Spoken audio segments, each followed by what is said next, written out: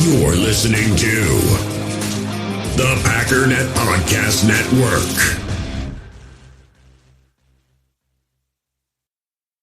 You ever hear of test driving a phone network? Well, US Cellular is letting you test drive their nationwide 5G for free. Try out US Cellular wherever you have spotty service, your commute to work, that one spot in your house where your service dips. It's as easy as doing a little beep boop pop boop pop with your phone.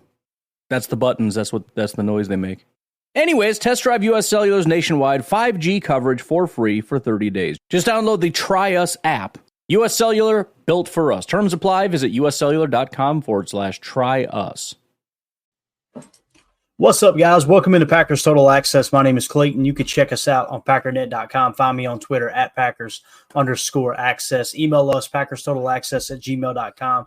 You can text us 865-658-5824. Also, if you want to join our Patreon community, if you will, we've got a page set up for that. You can find the link in the description of this video. You can go to patreon.com/PackerFan Total Access. We got an awesome community in there and appreciate everybody supporting the show over in that group. I know we got several people filing in already. Jacob may be on here in a second. We'll see. I know Tim's out of town handling some business. So, and I know Emilio's probably date mocking it up. So we may be flying solo. We'll see if Jacob has time to hop on in here. I know we got a bunch of people in the chat. We got Eric Sutherland in the house. Getting us started off right, really. Eric said, thoughts and prayers to the family and friends of Jaire Jackson. Rip, young man, so sad. So obviously, if you guys have not heard, defensive back Jaire Jackson for the Minnesota Vikings. I believe he was just 24 years old, I think. I know he was drafted, I think it was last year. Obviously, tragically passed away in what I believe they said was a vehicle accident, an automobile accident. So thoughts and prayers to them, man. If he was 24 years old, I think that's the age I heard. My goodness, man. Just absolutely devastating for a parent, obviously. I know we got many parents that listen to the show and watch this show, and again, could not fathom what his family's going through right now. So obviously our prayers go out to the Jackson family for sure. Let's see. We got Greg in the chat says, good evening. Yes. So sad when someone so young and on the verge of starting his career has that all taken away in the blink of an eye. Very well said, Greg. And again, man, it's just an absolute tragedy. It really is. Let's see who else we got in the chat. We got United Bates in the house. We got Josh Vallanningham. Let's see. We've got Greg in the house. We got Chris Nichols. Good to see you, buddy. A bunch of people filing in. So appreciate y'all making us a part of your evening here on this July 6th on what I believe is a Saturday evening. So don't expect a huge crowd, but it's cool that y'all are already in here ready to talk ball. So we're just going to kind of pick up where we left off earlier this morning. We were going through these articles where PFF essentially picked the top 32 at each position. And I really like the way they did this. Now, whether you agree with the rankings or not, that's totally up to you. Obviously, there's some that I've disagreed with, but I just love hearing other people's opinions. And it seems like every position was written by a different person over at PFF. Like this one, for instance, we're going to get into is defensive tackle this evening. And it was written by Sam Monson. Okay. And this was back on May 30th, but they just compiled all this information together.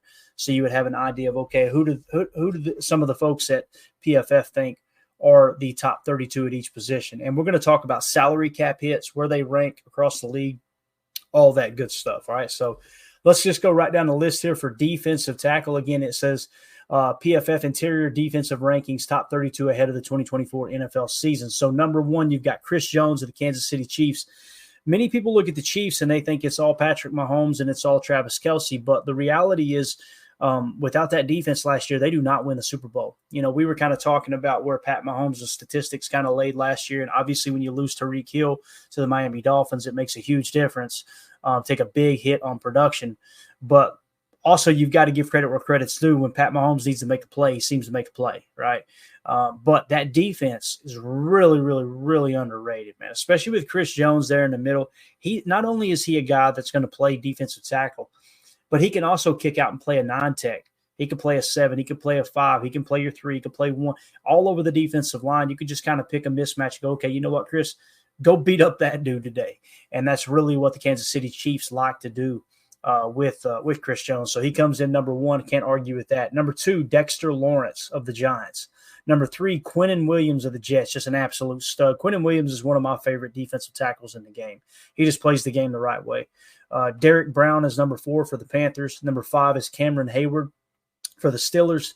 Number 6 is DeForest Buckner for the Colts. Number 7 is Javon Hargrave from the 49ers. Number 8 is Jeffrey Simmons from the Titans. Number 9 is Jalen Carter from the Eagles. Number 10 is Christian Wilkins from the Raiders. You've got number 11, Justin Matabuke from the Baltimore Ravens. I think he just got a big contract this year. Number 12, you got Christian Barmore for the New England Patriots. I think they just signed him to a long-term deal, if I remember correctly. Number 13, DJ Reader for the Lions. 14, Jonathan Allen for the Commanders. 15, Alim McNeil, I would imagine, for the Detroit Lions. They're just so well built up front, both on offense and defense. They being the Detroit Lions, just absolute stud lineup they've got. Number 16, you've got Kobe Turner from the Los Angeles Rams. 17, you've got Leonard Williams from the Seattle Seahawks. 18, David Onyemata from the Falcons. 19, Eric Armstead from the Jaguars. Number 20, you got Zach Seiler from the Miami Dolphins. Number 21, you got Vita Vea from the Tampa Bay Buccaneers. Number 22, Ed Oliver from the Bills. 23, Osa Odazuwa for the Dallas Cowboys. Number 24, Daquan Jones for the Bills. Number 25, you got Byron Murphy II from the Seahawks, obviously a rookie coming in this year. Seahawks did really good with the draft, man. Getting Byron Murphy as late as they did in the draft was just an absolute. I mean, it fell right into their lap. They got a true 3 tech that can disrupt, at least at the college level. We'll see if we can at the pros. 26, you got Dalvin Tomlinson from the Browns. And then number 27, you got our very own Kenny Clark. Now, many people are going, whoa, that's really, really low. I have to disagree, man. And if you've listened to us over the course of the last 12 months, and really it began last offseason, Ryan kind of brung it to my attention. You know, you just always go, Kenny Clark's a dog, Kenny Clark's a dog. And Ryan brung it up on his pod. Like, you know, he had one really, really good year. And after that, I wouldn't say he's been just good, but he's definitely not been elite. He's definitely not been great. You know, when you look at the PFF grade, that's what it suggests. When you look at the missed tackle percentage, that's what it suggests. Now, I think he finished with 10 sacks, which is great for an interior defensive lineman, but the rest of the game really struggled. Here's what the write-up says from Sam Monson on Kenny Clark. It says, at one point, Clark was the league's prototype for the modern one-gapping nose tackle. He has seasons on his resume with elite production and PFF grades above 90.0 overall, but his more recent body of work has been good rather than great. Exactly what we just said, right? Last season, he tallied 66 quarterback pressures and 25 defensive stops, including the playoffs, and he played an impressive 913 snaps. So just right off the top, what you want to say about Kenny Clark, that dude is available and he's accountable, right? The two most important abilities in the National Football League. Now, is he worth what you're paying him? That's the big question, right? And I had asked this question a couple of times to different podcasters, and one in particular that will remain nameless responded with, you pay Kenny whatever he wants. I'm like, well, that's a hell of a way to put together a team just because you like the guy. Now, maybe he goes on their pod. I don't know. Maybe that's why they've got so much love for him. I know this as a person, Kenny Clark, man, you're not going to find a better dude. You talk about overcoming adversity and making it to the level he did, and it's such a young age, and he's still got some tread left on the tires. There's no doubt about that. It's just, you know, the thing that hurts Kenny Clark is, like I said, the missed tackle, broken tackle percentage, obviously, and it's huge in your run game. It really is, especially when you're playing two gap. When you're playing two gap and you're missing tackles, that's a rough look. Now, when you go to one gap and you're getting way in the backfield, 5 yards deep in the backfield, and you miss a tackle, you've disrupted the play. You've kind of done your job, right? But at the same time, man, you got to when you're talking about the money that he's getting paid, and we'll dive into that right now, but I just want to kind of glance through and see what the chat was saying. Like Chris Nichols here says, total disrespect to Kenny Skylark Clark. I love that name, Chris. That's money. So Chris disagrees with me, it sounds like. Hey, man, respect, bro. You know, like we can all agree to disagree. if you think he's too far down the list, hey, who am I to say I'm right and you're wrong? It's just based off of what I've kind of looked at, what I've seen. I would have to disagree respectfully, of course. 27 to me, probably about where he needs to be. I know you guys are getting tired of hearing me say that. It's just in my eyes, anyways. I think that's where he needs to be. Eric Sutherland says, I'm surprised Clark made the list. I wouldn't have been surprised if he didn't make the list, Eric. But at the same time, I do feel like he deserved to make the list, if that makes sense. Let's see here. Coach Lynn says Jackson was drafted this year. Thought he'd be a Packers target. So sad. So he was actually in the draft this year. The drafts run together for me. Once they're over and they're not a Packer, I just kind of move on. Let me glance at my board real quick. So Kyrie Jackson was actually in the draft this year. That's wild. Give me just a second. Sorry for the dead air here. That's what happens when you're flying solo. This is usually when I tell the guys to say something smart. I'm not showing him on my board here, but I definitely trust your oh, there he is. Yeah, Kyrie Jackson. Okay, yeah. So I had him at a 154.8. So yeah, he was right below Kalen King, believe it or not. Like he was the next corner below Kalen King, which you guys know I had Kalen King a lot higher than most people did. So wow. I was thinking he got drafted last year, so he was actually going to be a rookie this year. Man, you work your ass off your entire life and get to the top, and then have something tragic like that happen. It's devastating for sure, man. Back to Kenny Clark. Eric Sutherland said he's a great guy and awesome in the locker room, but overpaid for me. I would agree with that. And then Chris Nichols said I would think he'd be somewhere around 15. If they did put him at 15, I would think it's a little high, but I wouldn't be like, whoa, that's way too high, right? But I'm going to run some numbers for you guys here. And so people don't think I'm just hating on Kenny Clark. And again, this was brought to my attention a year and a half ago by Ryan Schlip when he was kind of pointing it out on his pod. And I'm like, Kenny's better than that. And then I started looking at the numbers. I'm going, I don't know. But let's pull up the contract real quick. First of all, well, yeah, let me read the statistics, okay? So I pulled some important statistics, analytics, however you want to, metrics, whatever you want to call them. So you guys know I'm very big on pressure percentage, right? Like yes, I want sacks. Everybody wants sacks, but to me, Kenny having 10 sacks, and let's say that led defensive tackles in sacks, but him finishing with a lower ranking in pressure percentage, I would much rather have a higher pressure percentage and a few less sacks, because to me, that means you're disrupting more plays on the field, right? Rather than just getting that big flashy, hey, I brung the quarterback down. Now you strip sack and you force fumbles. That's a totally different ballgame, right? Like that's the golden goose there, if you will. But here are some of Kenny's numbers that I think are important. Okay, pressure percentage, he was 27th amongst defensive tackles in pressure percentage.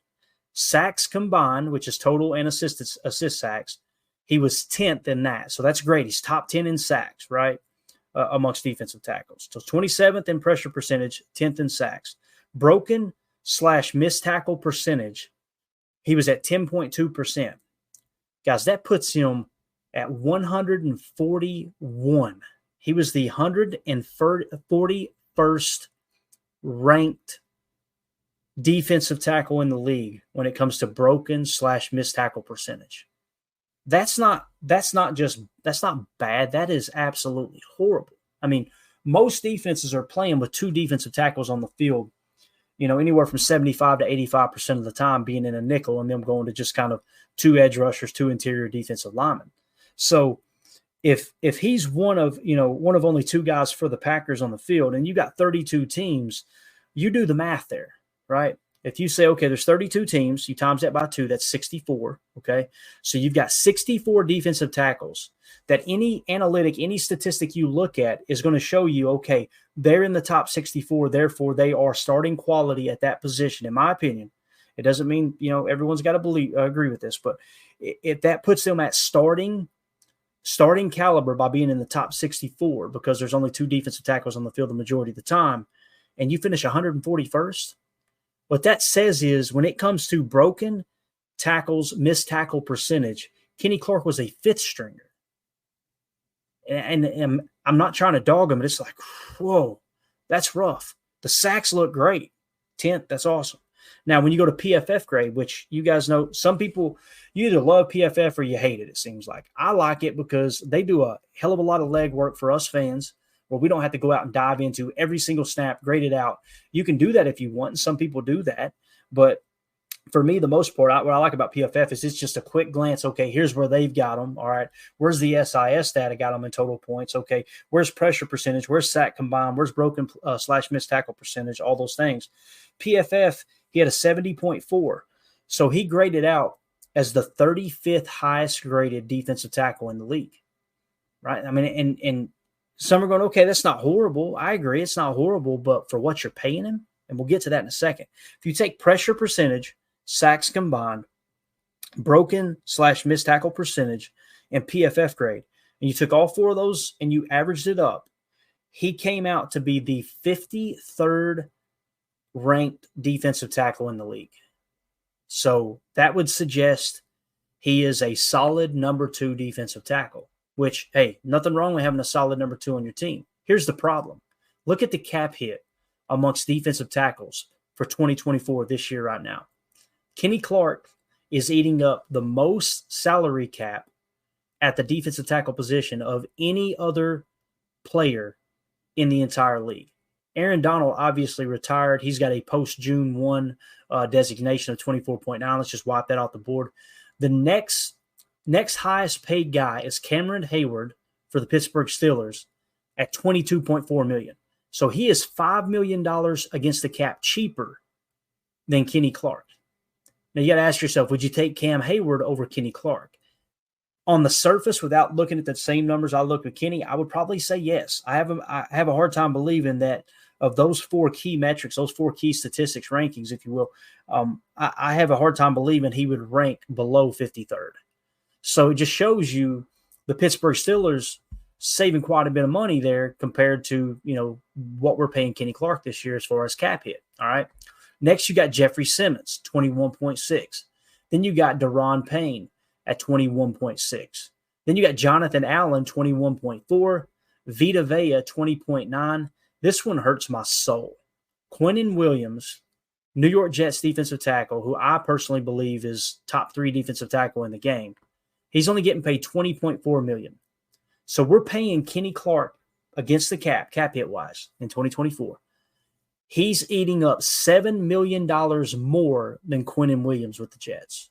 And I know we like to make fun of Joe Douglas and the whole Jets organization because they always seem to screw everything up. The one thing they have not screwed up is that defense. And one of, if not the main reasons, the most important reasons that defense is so good is because you got Quinnen Williams playing on the inside. Now, he predominantly, he'll play anywhere from a little shade to a 1, to a 3, to a 5. It's rare you see him out there in like a wide approach, and I'm sure they have done it because he does have a little bit of versatility. But for the most part, they're lining him up inside the guards and just say, go wreck the game plan, right? And he's getting paid again $20.4 million in cap hit this year. Grady Jarrett, 20.3. Dexter Lawrence, 14.5. And we'll just kind of end it there. But I just wanted to point that out. Kenny Clark has the highest cap hit at the defensive tackle position in the entire National Football League for the 2024 season. He was 27th in pressure percentage, 10th in sacks, 141st in missed tackle percentage, and he was 35th according to PFF, averaging out to be the 53rd best defensive tackle in the league. I'm going to try to glance through here and just want to see what the chat thinks about that. Because it's like, oh man, I want him on the team, but for the right price. That goes for everybody, right? I mean, who doesn't want good football players for the right price? And I'm not saying dirt cheap. I'm just saying, whoo, man, that's pretty rough, right? So Eric Sutherland says that's piss poor for sure. Let's see here. Mr. Goat, Brooks, Wyatt, Slayton are going to be disruptive as a baseline in this new scheme, making Clark disposable. See, that's really what we're getting to. Right, Goat? Mr. Goat. That's Mr. Goat to you. That's what we're getting to is like, look at what you've got behind him and what they're doing in Devontae Wyatt, who, if I remember correctly, he didn't have as many sacks, obviously, but he had a higher pressure percentage. Now, his broken / missed tackle percentage is pretty bad too, but I don't think it was as bad as Kenny's. And his PFF grade, I want to think, was higher than Kenny, I believe, but I could be wrong. It might have been a little lower. We'd have to dive in, and I wasn't prepared for that. But Mr. Goat said he's no Cletius Hunt. But, yeah, I think you make a good point there, Goat, when he says Brooks, Wyatt, Slayton are going to be as disruptive as a baseline in the new scheme, making Clark disposable. I think they want him back, but I think they're going to – and they're in contract negotiations right now, if I'm understanding correctly. So if you get him for the right price, great, right? It's just what is the right price. And listen, if Kenny hits the market, he's probably going to get top 5 defensive tackle money, which shows you how he's valued across the league. The problem is, like, how many times are we going to do this and eat up this much cap and not kind of get that return on the investment, if you will, right? So let's see what Chris Nichols says. He says, Clayton, isn't it management's fault his cap hit is so high because they kicked the can down the road? His annual per year is like 17, right? Let's look at his that's a great question. Let's look real quick at his contract details here, because I know there's voidable years involved, which is what Chris is referring to here. Let me mark my spot so I don't forget. I'm going to drop this down so we can see it. So when you look at Kenny Clark's contract structure. You ever hear of test driving a phone network? Well, US Cellular is letting you test drive their nationwide 5G for free. Try out US Cellular wherever you have spotty service, your commute to work, that one spot in your house where your service dips. It's as easy as doing a little beep boop pop boop pop with your phone. That's the buttons. That's the noise they make. Anyways, test drive US Cellular's nationwide 5G coverage for free for 30 days. Just download the Try Us app. US Cellular, built for us. Terms apply. Visit uscellular.com/try us. You know, my son started collecting football cards. I had no idea what the heck I was doing, so I went out and bought him one of those binders you put all the cards in and all that kind of stuff. Turns out, card collecting has come a long way since when I was a kid, and that's what people did. Now, there is a new way to buy, sell, and trade cards. It's called Arena Club. Whether you're buying, selling, trading, or displaying, Arena Club is the all-in-one trading card platform that you have to sign up for. Over at arenaclub.com/packdaddy. We actually did a whole YouTube video about this. I would encourage you to check it out. It is a fantastic website. You can, as I said, you can buy, trade, sell, but also you can display all of your cards right there on the platform. It gives you all of the grading. It'll even grade your cards. Their grading combines AI as well as human grading to get the most accurate grading of all your cards. And right now, you can get 10% off your first purchase by going to arenaclub.com/packdaddy. That's arenaclub.com/packdaddy for 10% off your first purchase. Passion, drive, and patience. The formula for winning championships is also what keeps your ride or die alive. eBay Motors has everything you need to maintain your vehicle and level it up to peak performance. Superchargers, roof racks, exhaust kits, LED headlights, and more. Whether you're into speed, power, or style, eBay Motors has you covered. With over 122 million parts for your number one ride or die, you'll always find exactly what you're looking for. And with eBay Guaranteed Fit, your part is guaranteed to fit your ride every time or your money back. Because with eBay Motors, you're burning rubber, not cash. With the parts you need at the prices you want, it's easy to make your car the MVP and bring home huge wins. Keep your ride or die alive at ebaymotors.com. Eligible items only. Exclusions apply. You're a podcast listener, and this is a podcast ad. Reach great listeners like yourself with podcast advertising from Lips and Ads. Choose from hundreds of top podcasts offering host endorsements, or run a reproduced ad like this one across thousands of shows to reach your target audience with Lips and Ads. Go to lipsandads.com now. That's LIBSYN ads.com. Basically, the deal he signed was 4 years, $70 million, right? And it was including $25 million signing bonus, $34 million guaranteed. Clark will earn a base salary of $15.5 million while carrying a cap hit of $27.4 million. So what Chris is saying is true. You see the voidable years here in 25 and 26. What we chose to do was we said, all right, let's tack on 2 voidable years and let's spread that signing bonus out, that restructure bonus, because I think they did a restructure. Yeah, you see the restructure there. In 2022, 2.7.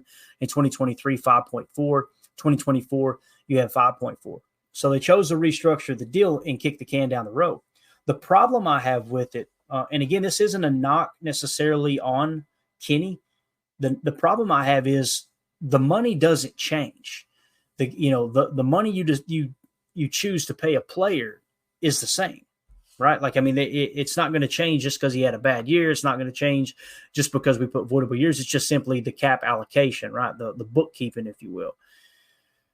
The reality is they shouldn't have extended him. I mean, I'm just going to ask you guys, do you think he is worth $27.4 million against the cap this year? That's the big question, right? And what Chris is pointing out is, like, in 2023, he was only 12.9 against the cap. That's true. But that you still you tacked on another 13.7 million essentially on the backside is the reason that number was so low. So now ask yourself, is he worth 17 million? Because I have a hard time saying that the 53rd best defensive tackle in the league, production-wise, simply production-wise, not saying he can't, be a top 10 guy this year, is that worth 17 million per? Because the total number hasn't changed. They just decided to push it out like Chris is saying. So it's a fascinating conversation for me, man. It's just truly, it's just it's a rough look. It's a rough look for sure. So let's see. Fred McFarley says, where is Jones from KC on that list? I imagine he's talking about defensive cap hit ranking. That's a great question. He is, I would love to see his cap hit this year, because it is not here in the top 15. I don't have that pulled up. This was just a screen grab I did before the show. If you guys want to look that up and see what Chris Jones's cap hit is, and sometimes these websites do miss a player, he may be the most expensive player, right? But the way Kansas City likes to do things, they like to sign long-term contracts. Patrick Mahomes is a perfect example, and they spread it out. They do even more voidable years. And the issue with that is, let's say they did do voidable years, and it's going to eat up 10, 12, 13 million on the cap for 3 straight years with him not even on the roster because they chose cash over cap with Chris Jones. You're getting the production. You're getting arguably the best defensive tackle in the game. Well, Kenny, we're just not getting that. All right. So the number I would be comfortable with Kenny would be around 10 million. And I may catch some hate for that, and that's totally okay. But based off of how he performed, I mean, if you remove the name, let's do it that way, right? If you remove the name and you said, okay, I got this defensive tackle we're going to sign. He was 27th in pressure percentage, 10th in sacks, 141st in missed tackle percentage, and he was the 35th highest graded PFF defensive tackle. All those key statistics there, rankings, he's 53rd in the league. How much money do you think he's worth? So I'd like to ask the chat that. What do y'all think a player of that caliber, if his name wasn't Kenny Clark, would be worth? It's a premium position.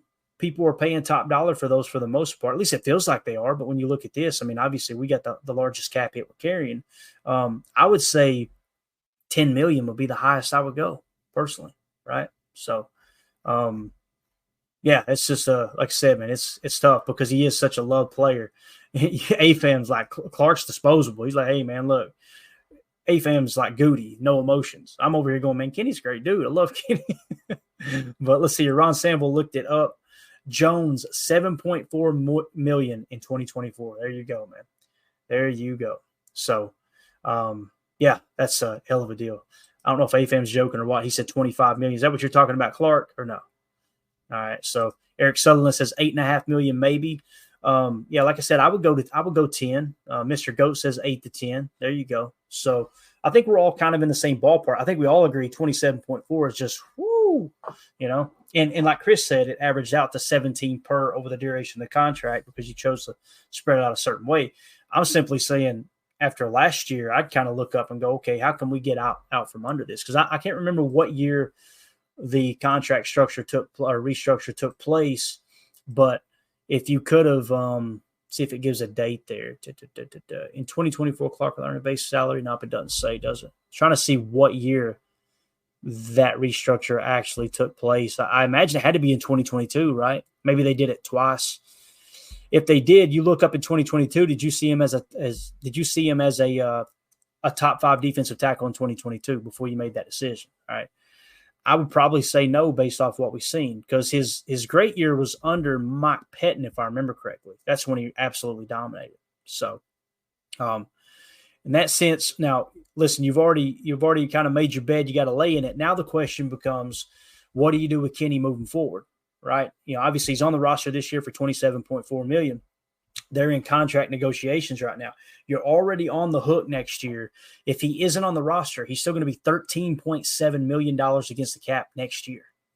So kind of going back to that kicking the can down the road argument, it's like, bro, 13 million. That's twice as much cap hit next year, and he's not even on the roster, than Chris Jones is getting, according to Ron Sanville there in 2024. So it's just tough, man. It's a tough look. So now what you got to do is go, okay, 13.7 million against the cap, but if we extend him, what total number are we willing to, allow there? So if the number is 10 million, like I'm saying, we're already over, right? Now, again, in 2026, they get a 5.4 proration there. So if you cut him outright, that accelerates through 2025, and that's why it jumps to 13.7. So I imagine it would be actually a $5.4 million cap hit if you do extend him already. So that means Kenny would have to be willing to take, for it to stay under the number I want, roughly $5 million to play next year. I just don't see him doing that.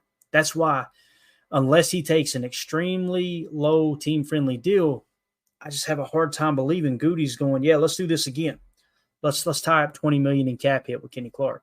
And by the way, he turns 30 next year, and it just defensive line, especially with Kenny. Kenny's been playing for a long time, right? I mean, that dude, I think he took his first snap with the Packers when he was 20 years old, if I remember correctly. I think they drafted him when he was 19, I believe.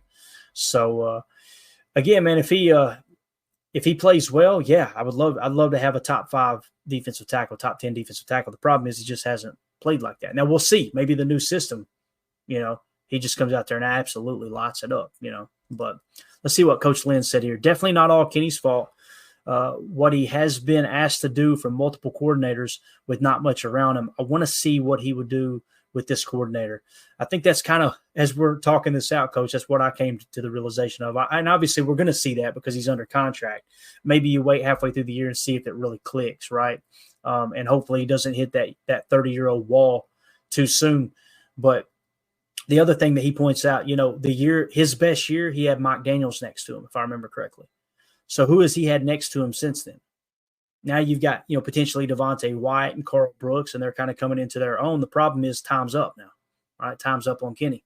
So my guess is they'll probably try to go very team-friendly, and if he's not willing to, go $15 million or less per, with, like I said, tacking on that 5.4. So if he's not willing to just take a $10 million per and making that somewhere around $15 million, I can't imagine Goody's going to pay more than that. So going to be interesting for sure. So there is the Kenny Clark situation. I just wanted to kind of point that out and where he ranked. Again, PFF, Sam Monson has him as the 27th best defensive tackle.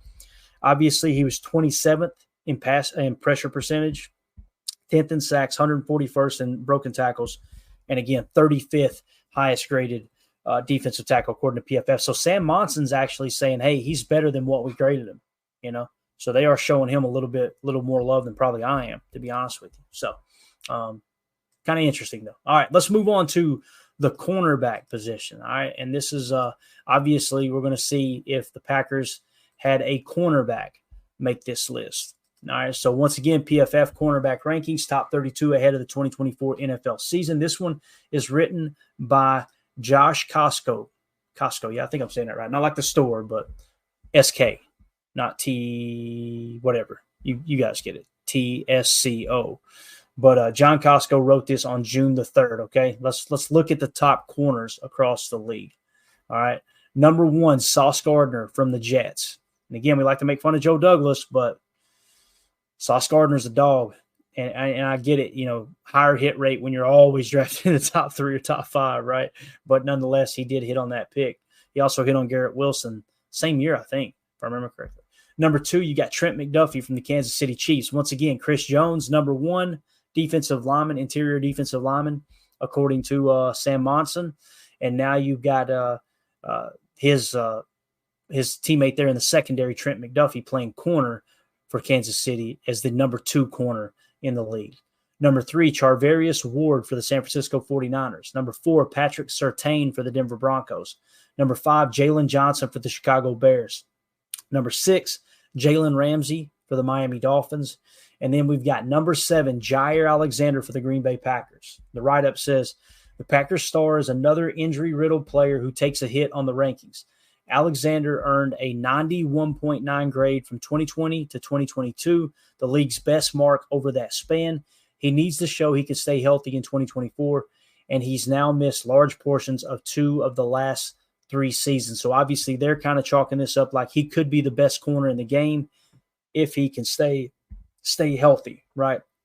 So let's jump over to the high salary cap hits amongst cornerbacks. Number 1 in the league, Jaire Alexander at 23.9. Right now, I don't have a deep dive on statistics on Jaire Alexander. I think we would all agree last year was another down year for Jaire, considering how well he played. Like they said, peaking 2020 through 2022, where he was in the 90s in PFF grade. But still the highest paid corner. So you want to know where our salary cap's going? We just found it, right? It's going to Kenny Clark, who's underperformed, and it's going to Jaire Alexander, who the team had to suspend last year. And I think we would all agree underperformed last year. Doesn't mean he's a bad corner. I'm just simply saying that he didn't play $23.9 million worth last year, right? So that's where he lands on that. Now, some people are going, wow, that's ugly. How do we get that fixed? What does it take to fix that? Here are the details of Jaire Alexander's contract. So in 2024, his cap hit is 23.9. In 2025, it jumps to 25.8. So not a huge jump, just a little over $1 million, right? Now, what you want to start keying in on his contract, because he's under contract through 2026, and he's got one voidable year in 2027. So they've already got kind of the skeleton in place to kick money out if need be. I'm not saying they should or they need to, but his salary cap jumping to 25.8 in 2025. The dead cap attached is $19 million. And this is why last year when people were saying we need to cut him, we need to trade him because of the issue he had in the locker room, the only way that would have made sense is if you got hella good draft compensation back, because the reality was last year the dead cap was 35.4 and the cap hit was only 23.9. So essentially you were taking an $11 million cap hit to dead cap hit.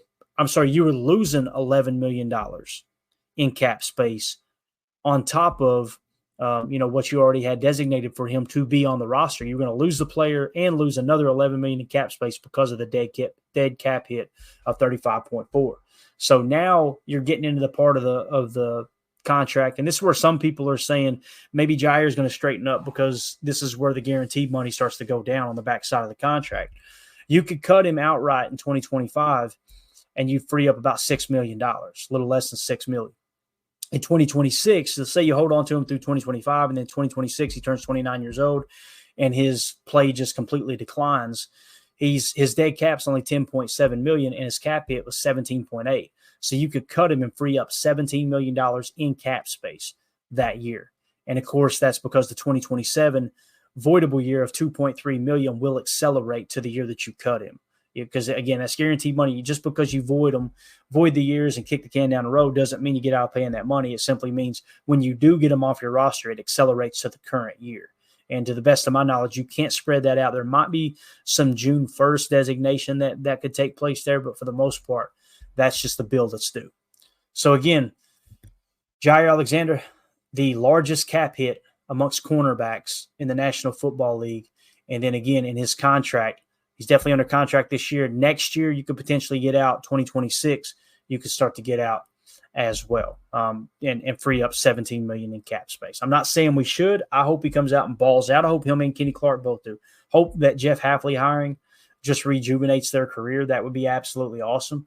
But here you're seeing that's the other thing too. Like when people say, "Man, we've given these defensive coordinators all this talent to work with, and they can't get it done." And we've been saying it for 3 coordinators now.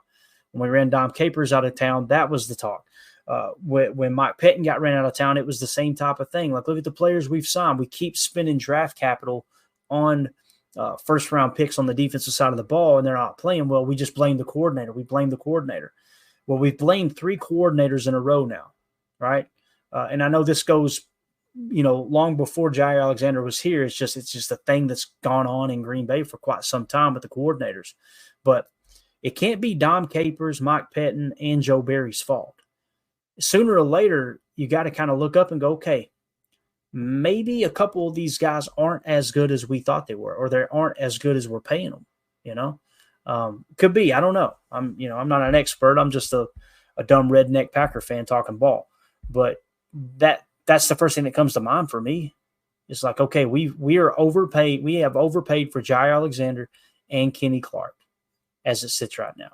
So that's what makes me think let Kenny test the market next year. Try to get that team-friendly deal, that extension this offseason, before training camp concludes. And if you can get it, great. If not, then, hey, look, here's what we got to do, man. Go test the market, and just plan on losing. That's the only thing I can kind of come up with. But let's see here. M. Smitty in the chat said Ja was his own worst enemy last year. I completely agree. Completely agree with that. And I think he realized that, for as much frustration as I had, and I'm sure many other Packer fans had, with one of, if not the highest paid cornerbacks in the league acting the way he acted, I've also got to tip my cap to him because he could have played pissy after the suspension, but he came back and owned it and said, hey, we all learned from it. And he seemed to kind of own it. Man, I can respect that. I do stupid stuff all the time. You kidding me? I say it all the time, man. You think I don't do stupid stuff? Ask my wife. She sees it on the daily. So I make mistakes every single day. I hope that attitude's straightened out. I really do, man. So let's see here. Yeah, like Ron said, both on and off the field. Let's see what else we got. Chris Nichols says, if 23 plays like he has the last 2 years, I'd like to see the Packers move on from Jaire after this season, whether that be trade or something else. And that's the thing, too. If you do decide to trade him after this year, to the best of my knowledge, the cap hit's going to stay the same, right? It's the same penalty involved as included as if you were cutting him outright. And there might be a few details that you can finagle there with them taking some of the cap. But for the most part, it's pretty set in stone. Yeah, that would be the way to go. I guarantee you somebody would trade for him. Somebody would be willing to give up like a third-round pick for him. Now, do I want to give up Jaire Alexander for a third-round pick? Not if he's willing to take a pay cut at some point, if his play continues to decline. Now, if he comes out this year and he returns to that 2020 through 2022 form, and he's arguably the best corner in the game, shoot, I'm okay with paying that money, guys. There's nothing wrong with overpaying for great, but these teams get themselves in trouble overpaying for good, right? That's the tough part. So, yeah, let's see here. Ron Sample said attitude alone can make the top guys again. Let's see. Smitty says Clayton is not bringing in the right players. Clayton is not bringing in the right players who fit what the D coordinator is wanting to run, ? He's asking me, are they not bringing it? It kind of feels like that. And I don't think it's like this. No, this guy's a better fit for that scheme, and we went the different route. I think it's more along the lines of in the first round, which is when these guys have been taken, your Eric Stokes, your Kenny Clarks, your Jaire Alexanders, these guys that have been studs at outside of Eric Stokes, obviously. He had 1 year where he graded out in the 60s, played pretty decent, but hasn't done anything since and has been hurt. I'll give him that. But I don't think it's so much that it's not matching the scheme. I think that in the first round, the Packers, for the longest time, for as long as I've been a Packer fan, they really, really, really value that athletic ability. They're willing to go, you know what, don't forget, but let's don't focus so much on the tape as we do. This dude is a world-class athlete, and he's got just unlimited potential, right? And I think there's too much emphasis on that, It's the difference between taking someone like that and someone like Brian Branch, right? Brian Branch is just a scrappy football player. You guys remember we talked about Kyle Hamilton. I was very, very vocal. That was my first year on the Packernet Podcast Network. I was very vocal about Kyle Hamilton, and many people rolling their eyes probably thinking, well, he's just a Notre Dame fan. That's why he's so excited about him. No, this dude is rangy. He's long. He can play post safety. He can come down and lay the thunder. This dude is just a well-rounded, great safety. He graded out, I think, as my second best prospect that year. Now, he didn't fall as far to the Packers, so it's not like I'm sitting there saying the Packers should have took him. I'm simply saying if you've got a guy that's quote-unquote, it could be potentially a generational talent, he is the second best player on the draft board, and they get within striking range, be willing to pull the trigger, climb up and get that guy, right? And if you guys remember, he ran that wonky 40. He ran the 40-yard dash sideways. He's like veering off, and everybody's like, this guy, kidding me? Did you see his 40-yard dash? And I'm going, have you seen his tape? This dude is a stud. Now he's arguably the best safety in the game with the Baltimore Ravens. They took him. Baltimore knows what's up. Because they don't necessarily go, all right, who's the fastest? Who's the most athletic? Who can jump the highest? They're looking up. Yes, they take all that into consideration, but they're also looking at the tape going, this dude's a damn football player. So that's what it feels like to me, Smitty. It's like we're so focused on getting those world-class athletes as opposed to stepping back and going, okay, out of the group of world-class athletes, which one really looks like the better football player? Okay, here's the better football player, but this guy's got a higher ceiling because of his athletic ability and his natural traits. Let's go with that. I'm saying let's play it a little safer and lean towards the other guy. Let me give you another example. Creed Humphrey, right? And I know we talked about this earlier this morning when we were breaking down the center position, but why did we take Josh Myers over Creed Humphrey? And think about it. I guarantee you it's all the things that me and Jacob talked about, the upside. That dude is massive. He's like 6'5", over 300 pounds as a center. And he's got the athletic traits and ability to play duo, to play double-double, get to the second level. He can pull as a center, right? But if you're bad at doing it, you can get there. But how many times have we see him get in space the last 3 years, and he just looked like he was kind of lost out there and couldn't block? Now, you look at Creed Humphrey, probably less of an athlete, and I don't know his measurables. I'm sure it's somewhat comparable. But it came down to those two centers, and Goody said Josh Myers is our guy. Why did he think Josh Myers is the guy over Creed Humphrey? I think it's because of the athletic upside. You know, that's just me personally, and I could be completely wrong there. So there you go. Eric Sutherland, good old RAS. And again, Goody probably isn't looking at RAS, but he's looking at his own athletic score, right, Eric? And that's what we're kind of talking about. Going, man, that dude, wow, he can really move.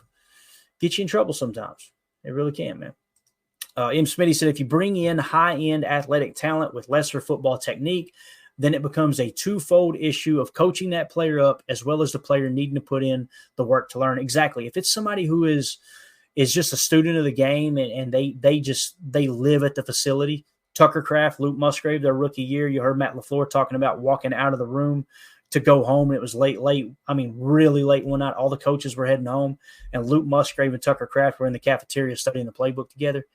If you get those kind of guys, and they had high RASs, right? So it's not necessarily like the high RAS is a bad thing, but like Smitty's saying here, man, you got to find the guys that want to put in the work, right?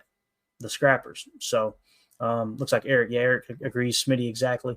So, again, let's see here. Ron Samuel says, was there something that Creed Humphrey did that didn't fit the Packers? I don't know the answer to that question right offhand, Ron. I'd like to know what their RAS comparisons are, though. If anybody can pull it up while I go on to the safety position, we'll come back to that. Hopefully I'll see it here in the chat. Just you guys don't let me forget about it. I'd like to know, Smitty, if you could look it up. I would look it up, but we'd be sitting here with dead air for 6 minutes. See if we can find Creed Humphrey's RAS and see if we can find Josh Myers. Creed Humphrey might have a higher RAS than Josh Myers, you know, and that would completely debunk everything we just talked about. It just feels like to me, Josh Myers' size is what really kind of made Goody want him over Creed Humphrey, if that makes sense. So, all right, let's do this. Let's go ahead and move on to the safety position. This will be the last position of this little series that we've done. I've really enjoyed this, though, man. I just love getting other people's opinions. I talk so damn much. I get tired of I want to hear someone else. I want to see someone else's opinion or read someone else's opinion. Let's see here. Yeah, so we'll wait on that RAS. I'll try to keep an eye on the chat there. Hopefully I don't overlook it before we wrap up. But here we are. PFF safety rankings, top 32 ahead of the 2024 NFL season. Oh, there you go. Dang. So Ron Sample said Humphrey 10 RAS. Is that as a center? Ron, now I'm working y'all to death. I'm sorry. Because you got to be careful. Some people will throw one up, and it's like, here he is as a guard. Here he is as a center. I imagine that's as a center. So he had a higher RAS than Josh Myers. What is Creed Humphrey's size? Because it usually shows you on the RAS. That was the big thing I wanted to see because that would be the big difference. Creed Humphrey. Let's go height, weight real quick. Give me just a second. Because it might have been the measurable. Okay, so Creed Humphrey, 6'4", 302. All right, let me write that down. 6'4", 302. 302. Now let's see Josh Myers, what his measurables are. Height, weight. Josh Myers, 6'5", 310. Maybe that's what it was, right? Maybe there was more reach, a little bit better size, but 6'5", 310, maybe that's what turned him on. And maybe they seen the tape and liked him better. Maybe he interviewed better, right? Maybe that was the case too. So, yeah, interesting though. Wow. Man, it's just somebody help me. why the heck did we pass up on Creed Humphrey? There had to be something, right? There's something that if Goody was listening to the show, and God knows he isn't, he doesn't want this brain damage. I bet there's something that was like, we couldn't took him. We had to take Josh over him because of this, right? Maybe it was something medical. Who knows, right? That we didn't even hear.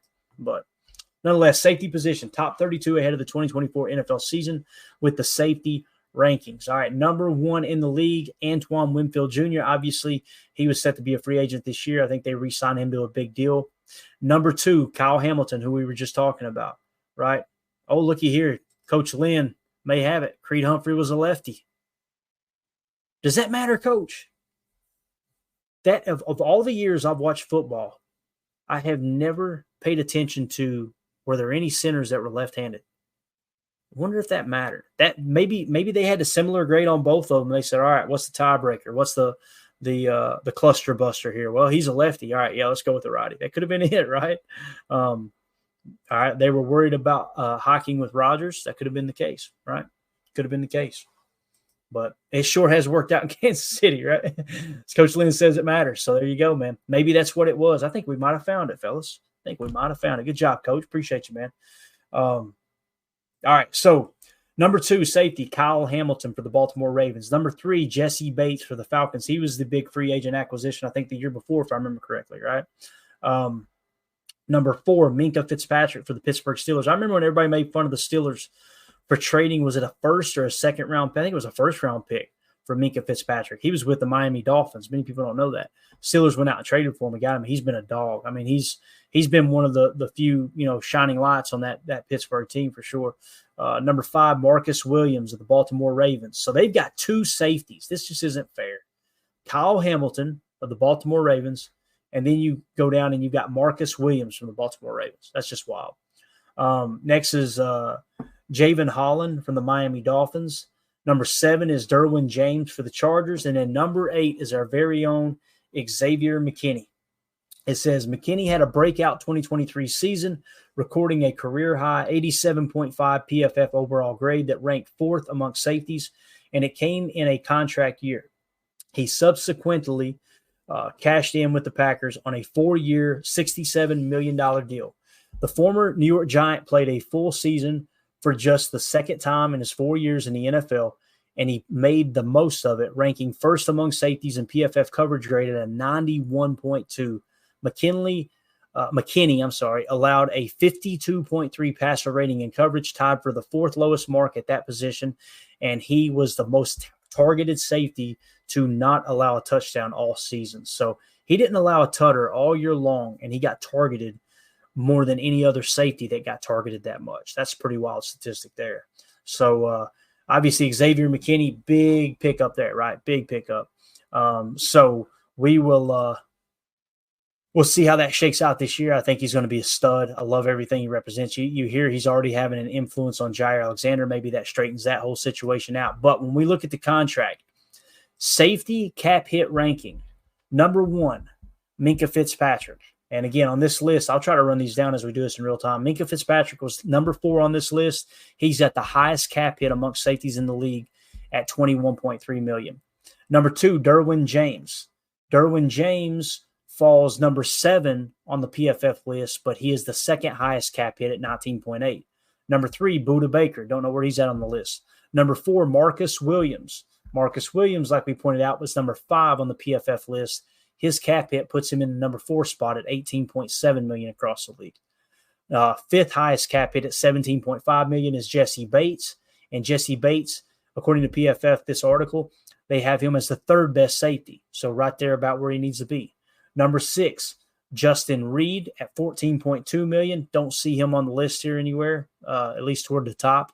Number 7, you've got Jalen Thompson. Number 8, you've got Amani Hooker. Number 9, you got Julian Love. Number 10, you got Antoine Winfield Jr. This is cap hits. And then number 11 in cap hit, Xavier McKinney for the Packers at only $7.8 million.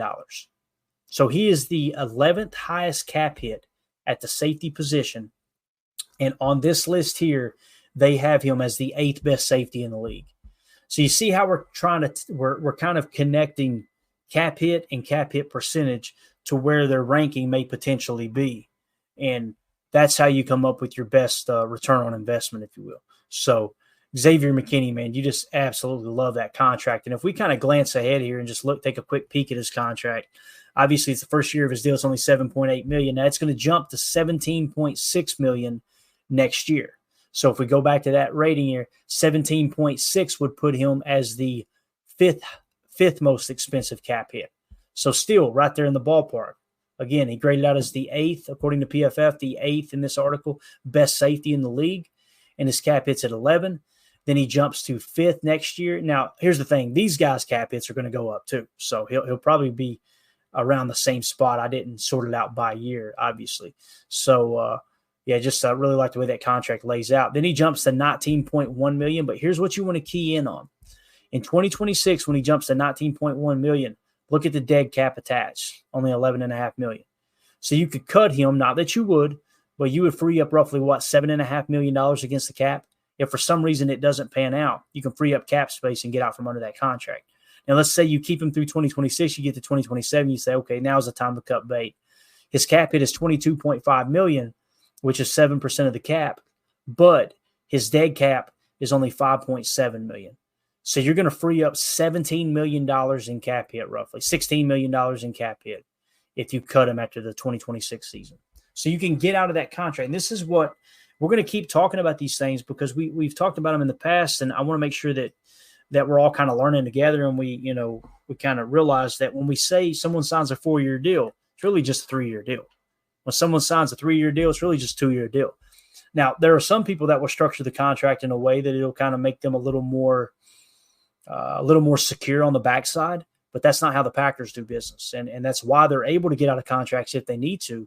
But again, the big problem I think that we were faced with, and it's not a huge problem, we're a playoff team and we're the youngest team in the league. So please don't take this as, man, Clayton really down on the Packers. That is not the case at all, man. Mm-hmm. I'm just simply pointing out that when you look at the cap hit and the return on investment, at least in over the last year or two, kind of feels like Kenny Clark and Jaire Alexander are overpaid. I'm just going to scroll down real quick before we wrap up and make sure they didn't include any other safeties here. I can't imagine they did, but if they've got Bullard on this list, that would be really exciting too.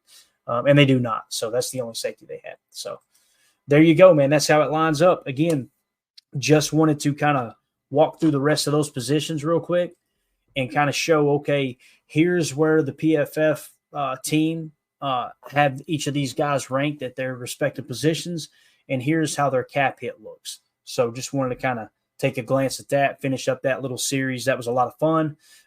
So we will we'll hop into some really cool talk tomorrow. We got a little bit of franchise value talk and talk about what teams were sold for and purchased for here over the history of the game. We've basically got the team that was paid the least amount for. I'll give you a little spoiler alert. It was actually the Packers. And then the most recent team that sold, which was the Commanders, and exactly where the value lies in those franchises. I think that'll be a good conversation. We're also going to talk about the 5 greatest dynasties in NFL history, one of which was actually the Packers. So that's pretty cool when your team makes a top 5 list of dynasties of all time. We'll hit on that tomorrow morning as well.